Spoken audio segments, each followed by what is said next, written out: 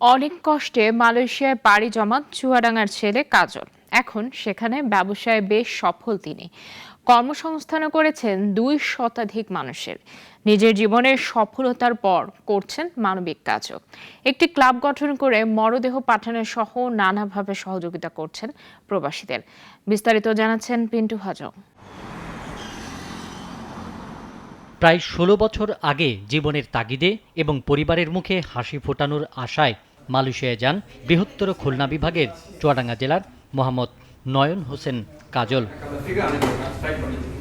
Malaysia যাওয়ার পর ঘুরে ঘুরে বিভিন্ন কোম্পানিতে কাজ করেন। একসময় চাকরি জীবনে হাঁপিয়ে উঠে শুরু করেন ফ্রিজের ব্যবসা। এ কাজে ৭ বছর পূর্ব অভিজ্ঞতা থাকায় এ ব্যবসা দাঁড় করাতে তার খুব বেগ পেতে হয়নি।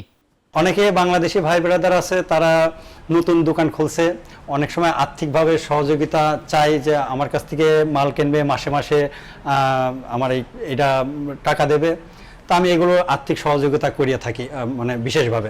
শুরুটা একটা দোকান দিয়ে, তারপর একে একে গড়ে তোলেন 6টি দোকান। এখন তার রয়েছে 4টি বড় বড় প্রতিষ্ঠান। তার প্রতিষ্ঠানে বর্তমানে কর্মরত 2 শতাধিক কর্মকর্তা ও কর্মচারী, যাদের বেশিরভাগই বাংলাদেশি। তার প্রতিষ্ঠানে কাজ করে বেশ ভালোই আছেন বলে জানান প্রবাসীরা।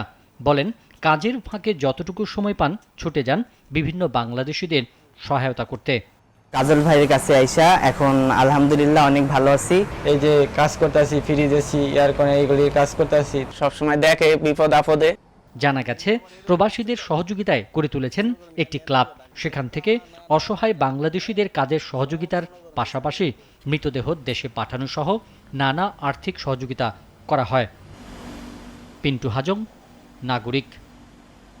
ওয়ালটন ফ্রিজ কিনে অনেকের মতো আপনিও হয়ে যেতে পারেন মিলেনিয়াল। সেরা পণ্যের সেরা অফার।